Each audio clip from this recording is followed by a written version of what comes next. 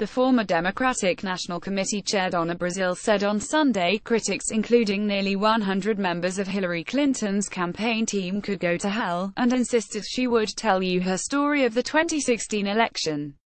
Brazile's new book, Hacks, has sparked controversy over its claim that the primary was weighted in favor of Clinton over Bernie Sanders, and a passage in which she says she considered replacing Clinton with Joe Biden. Jesse Ferguson, a former Clinton spokesman, posted an open letter on Medium on Saturday in which former aides said they were shocked to learn the news that Donna Brazile actively considered overturning the will of the Democratic voters by attempting to replace Hillary Clinton and Tim Kaine as the Democratic presidential and vice presidential nominees. Brazile writes that the possible switch, with the New Jersey Senator Cory Booker as Biden's running mate, was considered after Clinton stumbled at a 9/11 memorial event in New York. Clinton said at the time she was suffering from pneumonia. Brazile also writes that the larger issue was that the Clinton campaign was anemic and had taken on the odor of failure. Donna Brazile, the former Democratic National Committee chair, photographs all over Getty Images the former Clinton staffers, among them high-profile figures such as Huma Abedin, Jennifer Palmieri and campaign manager Robbie Mook. The target of stringent criticism from Brazile, wrote it is particularly troubling and puzzling that she would seemingly buy into false Russian-fueled propaganda, spread by both the Russians and our opponent, about our candidate's health. Interviewed on ABC's This Week on Sunday, Brazile referred to Clinton's own book on her defeat by Donald Trump, What Happened. For those who are telling the media to shut up, she said, they told Hillary that a couple of months ago. You know what I tell them? Go to hell. I'm going to tell my story. I'm going to tell my story. Because this is a story of a young girl who started in American politics at the age of 9, who continues to fight each and every week of her life. I care about my country. I care about our democracy. And I say go to hell because, why am I supposed to be the only person that is unable to tell my story? She also said she got sick and tired of people trying to tell me how to spend money as DNC chair, when she wasn't getting a salary. I was basically volunteering my time. I'm not Patsy the Slave, Brazile said, referring to a character in the Oscar-winning film 12 Years a Slave. In her book, Brazile writes that she did not ultimately try to make the change of candidate because I thought of Hillary, and all the women in the country who were so proud of and excited about her.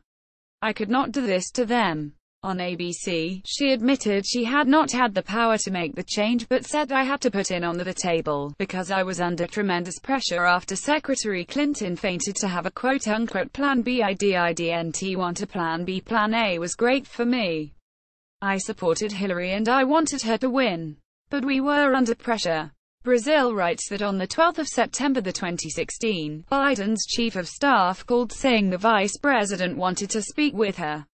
Her thought, she writes, was gee, I wonder what he wanted to talk to me about on ABC. She said she did not mention the possible switch. I mean, look. Everybody was called in to see, do you know anything, how is she doing, and of course my job at the time was to reassure people, not just the vice president but also reassure the Democratic Party, the members of the party, that Hillary was doing fine and that she would resume her campaign the following week. It is unclear if Biden was ever willing to step into the race. The former vice president, who many believe could have run for the presidency in 2020, made no immediate comment. Asked if she still thinks a Biden Booker ticket could have won, Brazile equivocated, saying, well, do you know, I had a lot of other combinations.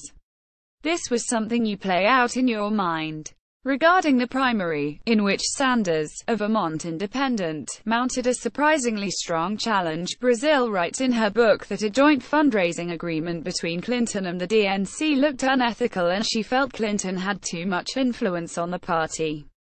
She told ABC she did not agree with Elizabeth Warren, the senator from Massachusetts, who agreed this week in an interview with CNN the primary was rigged against Sanders. I don't think she meant the word rigged, Brazile said, adding him on the Rules and Bylaws Committee. I found no evidence, none whatsoever. Hillary Clinton without the Comey letter I would have won. Clinton won the primary by about 3 million votes, roughly the same figure by which she won the popular vote against Trump, losing the presidency in the Electoral College. Brazile was also asked about an email, ed by Russian actors and leaked among thousands by WikiLeaks, in which she appeared to share likely questions with the Clinton team ahead of a primary debate. She responded, "I said, straight up, I said, look, if this was sent, I know why I sent it. I apologize. I spent the entire month of August apologizing for the leaked ed emails, which is a crime.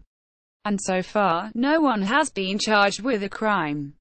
But I've apologized. I said I'm sorry." The current DNC chair, former Obama Labor Secretary Tom Perez, told NBC's Meet the Press on Sunday it was quite frankly ludicrous to suggest Clinton could have been replaced, and said readers would perhaps start wondering about other claims in the book. On Saturday, Perez said he was committed to ensuring the nomination process in 2020 would be unquestionably fair and transparent.